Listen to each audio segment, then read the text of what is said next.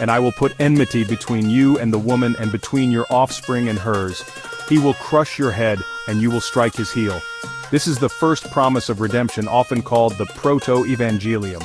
Amid humanity's fall, God speaks of a future descendant of the woman who will defeat the serpent. Christians believe this prophecy was fulfilled in Jesus, who, through his death and resurrection, overcame sin and evil. Therefore the Lord himself will give you a sign. The virgin will conceive and give birth to a son, and will call him Emmanuel.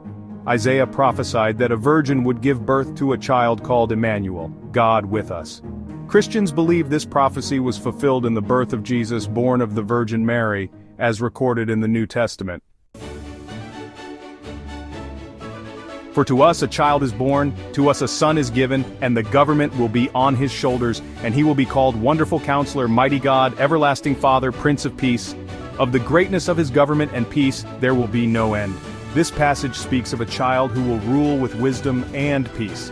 Christians interpret this prophecy as referring to Jesus, who is both fully human and divine, and whose eternal reign brings peace to the world. He was despised and rejected by mankind, a man of suffering and familiar with pain. Like one from whom people hide their faces, he was despised, and we held him in low esteem. Surely he took up our pain and bore our suffering.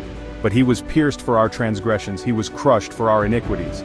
Isaiah's prophecy describes the suffering servant who takes on the sins of others, being pierced and crushed for their transgressions.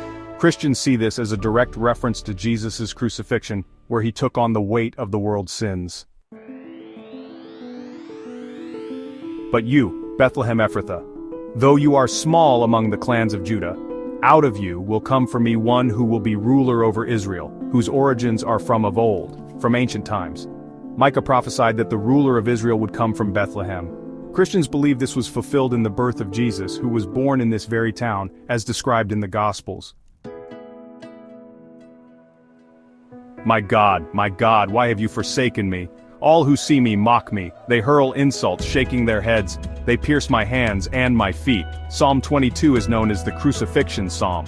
It describes the mocking, suffering, and piercing of hands and feet, details that align with the crucifixion of Jesus. In fact, Jesus himself quoted this psalm on the cross, fulfilling this prophecy. Know and understand this. From the time the word goes out to restore and rebuild Jerusalem until the Anointed One, the ruler comes, there will be 7 sevens and 62 sevens. It will be rebuilt with streets and a trench, but in times of trouble. After the 62 sevens, the Anointed One will be put to death and will have nothing. Daniel's prophecy speaks of the coming of the Anointed One, who will be cut off or killed. Christians see this as being fulfilled in the life and death of Jesus. Rejoice greatly, daughter Zion, shout, daughter Jerusalem. See, your king comes to you, righteous and victorious, lowly and riding on a donkey, on a colt, the foal of a donkey. This prophecy foretold a humble king who would come on a donkey. Christians believe it was fulfilled when Jesus entered Jerusalem, just as Zechariah predicted. The days are coming, declares the Lord, when I will raise up for David a righteous branch, a king who will reign wisely and do what is just and right in the land. In his days, Judah will be saved and Israel will live in safety. Jeremiah speaks of a righteous king from the line of David, who will reign with justice.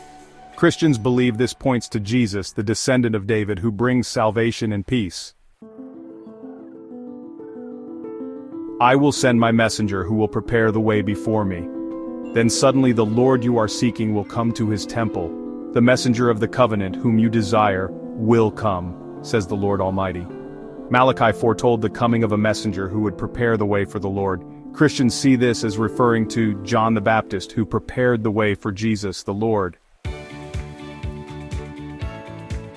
These Old Testament prophecies, through their words and imagery, point forward to the coming of the Messiah, fulfilled in the life, death, and resurrection of Jesus Christ. Through him, God's redemptive plan was realized, offering hope to all.